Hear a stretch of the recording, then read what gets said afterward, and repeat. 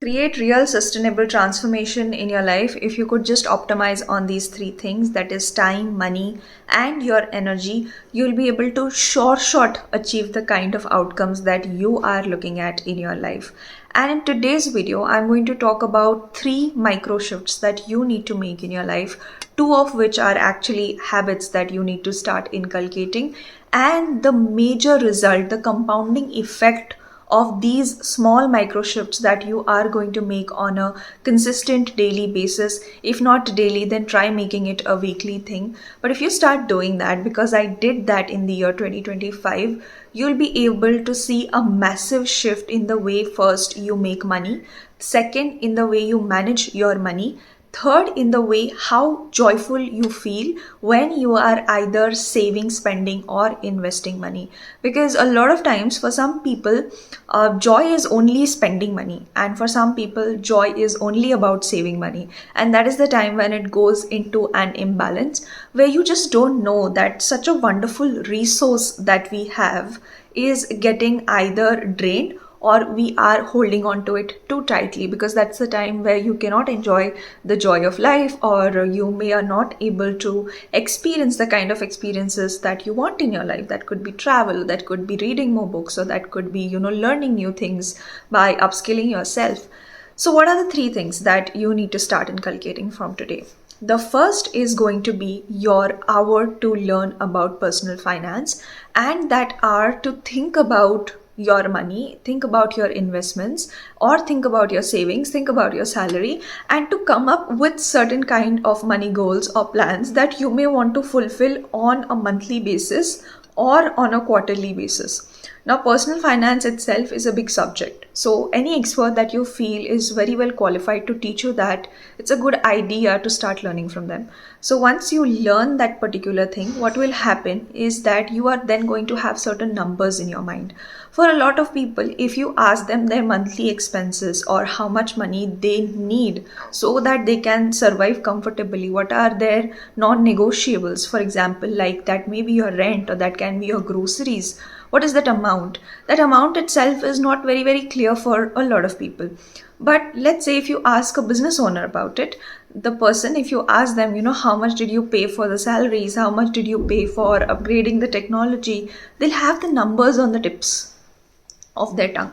So when they have the numbers like that, we take our business so seriously, right? And when you bring the same discipline in your life, you're able to see that how money starts to work for you rather than you working for money.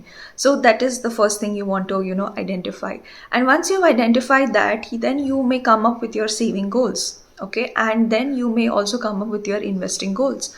And when you just park in this 1 hour, okay, 1 hour on a weekly basis, if you are a very busy professional, or half an hour on a daily basis, or 3 to 4 times a week, this would actually suffice. And for people who are running their own businesses, these kind of evaluations, the more regularly you do it, the better, because then that becomes a part of your habit, and you have a sense of control on the resources that you have. At the same time, when you are spending, you're spending with a strategy, so you don't feel like you're completely going out of place, and you're able to create a sense of balance in this particular feeling.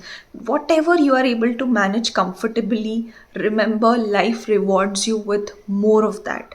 But if you get panicky with spending money or with saving, or if there is a sense of panic, you are telling your nervous system that this particular thing is not safe for me, and this creates an unconscious resistance to abundance. Okay, so if you learn to manage something with neutrality, that particular thing comes more and more in your life. So that is basically that particular idea.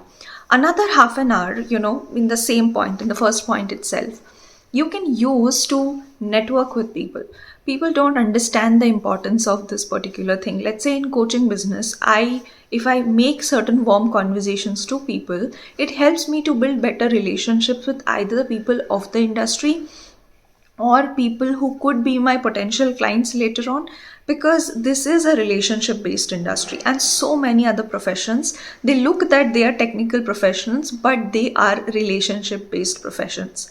And you don't know, and I'm not saying, zabardasti just try to talk to anyone that comes around, but an intentional relationship building and you actually making the first move to create that particular relationship will take you a long way. And you don't know when you could help the other person, and the other person can also genuinely end up helping you. So creating these kind of relationships, even if they are online and even if you're networking online, matters a lot, and you'll see the compounding effect of this thing on your career. In 6 months to 1 year of time, you will be able to see the change that happens in the kind of opportunities that you get and the opportunities that you're trying to create yourself.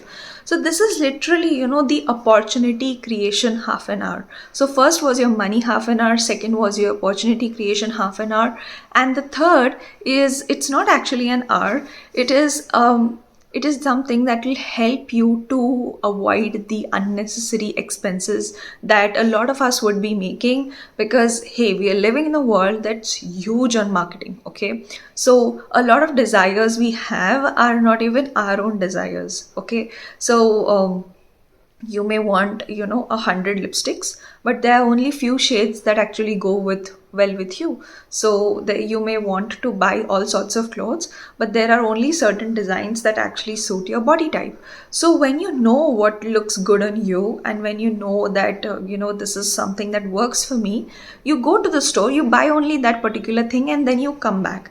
And for that you may have to do a little bit of experimentation, but you know what will work for you. So for here again, you'll have to do two things. First, you're going to mute major of the notifications, especially of the shopping apps that you have in your phone. Now, a lot of, personal finance experts actually ask you to uninstall these apps. They even ask you to uninstall the quick commerce apps that you buy groceries from. But I think that's really too much of an extreme, because now you may need that particular app, right? So you have it, but you don't have to keep the notifications on, because every time something pops up as a notification, it can distract you a little bit.